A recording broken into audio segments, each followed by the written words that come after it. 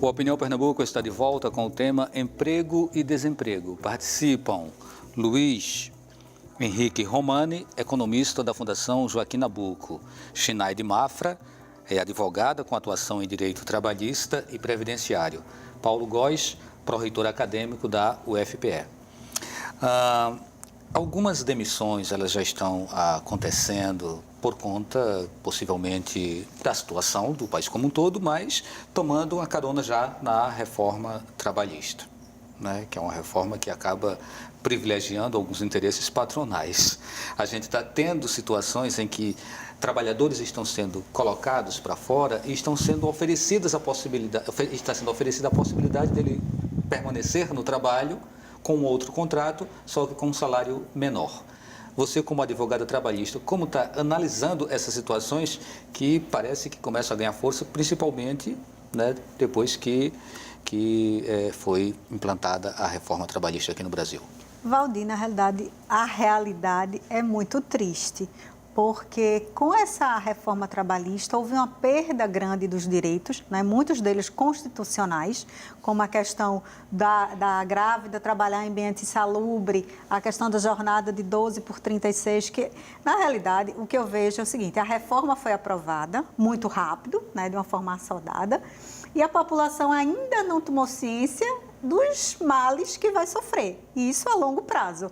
Porque, como eu disse no bloco anterior, não houve a revalidação da medida provisória. Então, 2018 vai haver a validade da reforma do jeito que ela foi posta, 2019 provavelmente durante uma boa parte, e os empregos estão aí sem validação. Mas mesmo a medida provisória 808 não corrigia o volume de questões que foram colocadas na reforma trabalhista, né? Ela mexia em 17 artigos, mas eram os mais críticos, como o trabalho intermitente, que também tem uma repercussão para a Previdência Social. E para o emprego, sim, né? claro. Muda completamente a relação do trabalhador. A grande questão, Valdir, do trabalho intermitente é que, como eu não sei quantas horas eu vou trabalhar no mês, eu também não sei quanto eu vou ganhar. Então, isso gera uma estabilidade e ainda a possibilidade de muitas pessoas trabalharem um mês inteiro sem ganhar um salário mínimo.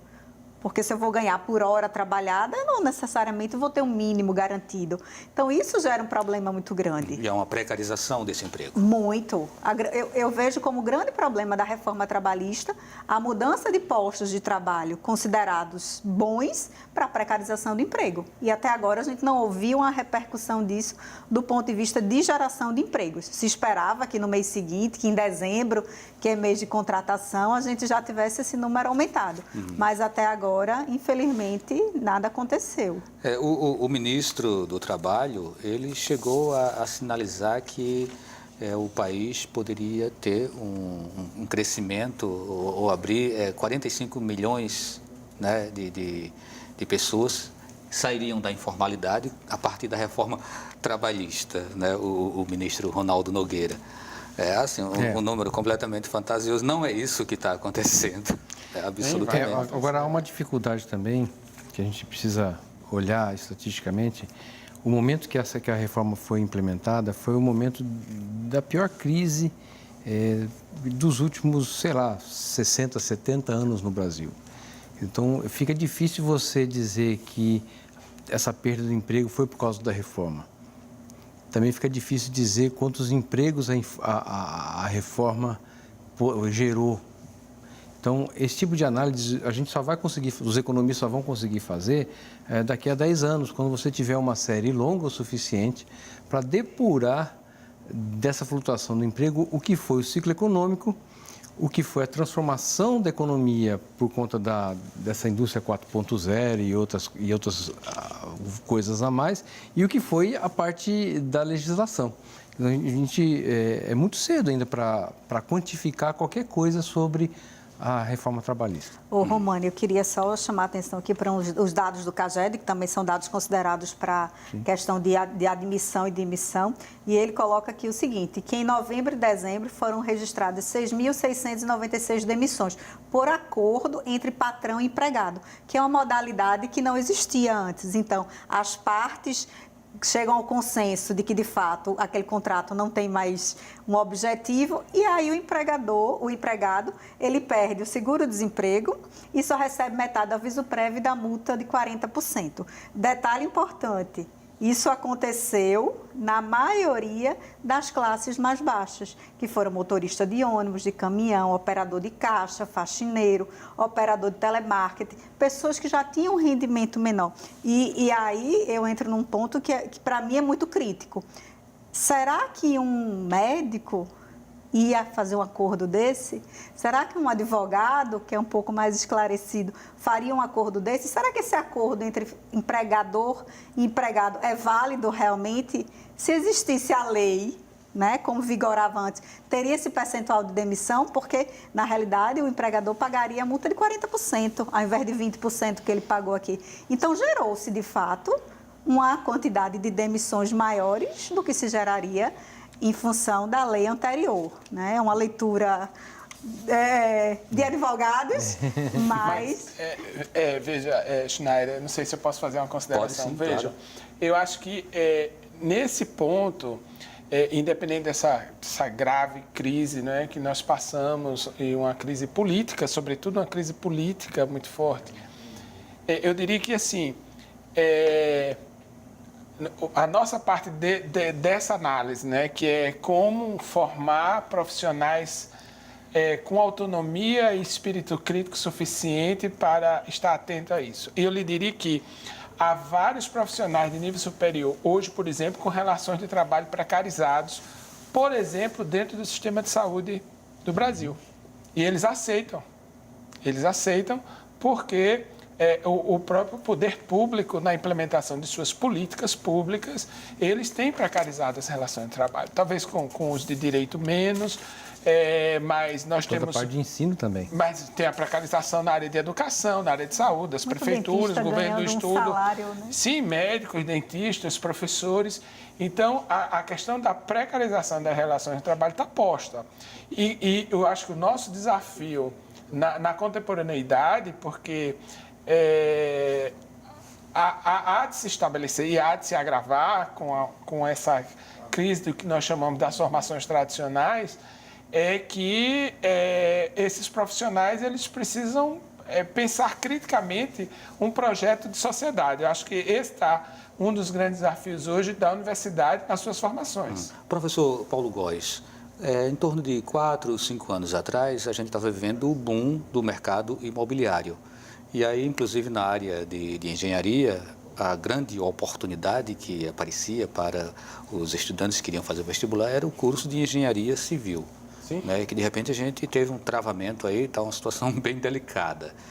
Como, diante dessas flexibilidades, dessas alterações, dessas mudanças todas que ocorrem, como instruir, como orientar um aluno, um pré-vestibulando, para que ele faça uma escolha correta de um curso para a sua vida? Isso é uma pergunta dificílima, né? Eu até acho que na minha fala inicial já coloquei que eu acho que, assim, hoje o que nós podemos prospectar é que nós precisamos enxertar bastantes conhecimentos na área de informática, de programação, mas isso não pode ser dissociado de conhecimentos, notadamente na área de humanas, que favoreçam a reflexão desse indivíduo em sociedade. Essas duas ênfases de formação sempre foram colocadas de forma tradicional, de maneiras muito separadas. E eu acho que hoje o nosso desafio é exatamente juntar. É propiciar, por exemplo, que o engenheiro civil, que é o exemplo que você se referiu, ele tenha conhecimento suficiente para trabalhar de forma não precarizada, né, mas que tenha condições de remuneração decente, mas que ele possa lançar mão de instrumentos extremamente contemporâneos, com alta dose de automatização nos seus equipamentos. Isso vai desde, por exemplo, a usar programas computacionais para avaliação de determinadas situações da engenharia civil, ou mesmo uma simples trena a laser que você aponta e ela tira as medidas, só para dar um exemplo da mudança de processo de trabalho. Mas mais importante do que isso, Valdir, É exatamente isso que o Romani chamou a atenção, e uma coisa que eu já tinha falado aqui, é como instruir e criar indivíduos críticos dessa sociedade, desse projeto de sociedade.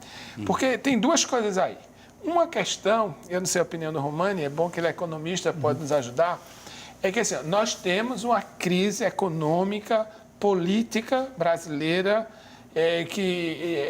os fundamentos dela são muito claros, onde ela nasce, a quem ela serve, para onde ela caminha. A outra é a organização social da estrutura do mundo capitalista, das estruturas de formação que precisam se adequar.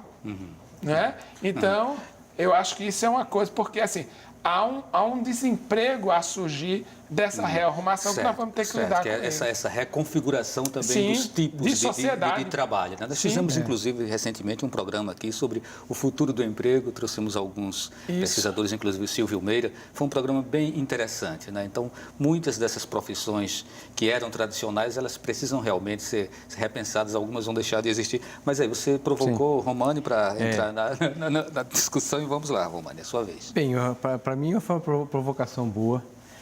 Até porque lá na Fundagem eu sou uma das pessoas que estuda o ensino superior. Então, um debate que está muito vivo na Organização dos Países Desenvolvidos, na OCDE, eles têm estudado muito, estão muito preocupados com a questão do ensino superior e chegaram à conclusão que é preciso hoje um ensino que a pessoa saiba aprender a aprender. Basicamente, a formação tem que dar o suficiente para ele se inserir no mercado de trabalho agora, mas também dá a ele a capacidade de permanecer aprendendo. A realidade de hoje não é mais aquela que você forma e acabou. A realidade de hoje é que você forma e continua se formando o resto da sua vida, porque está se alterando tanto a realidade que você tem que estar permanentemente aprendendo.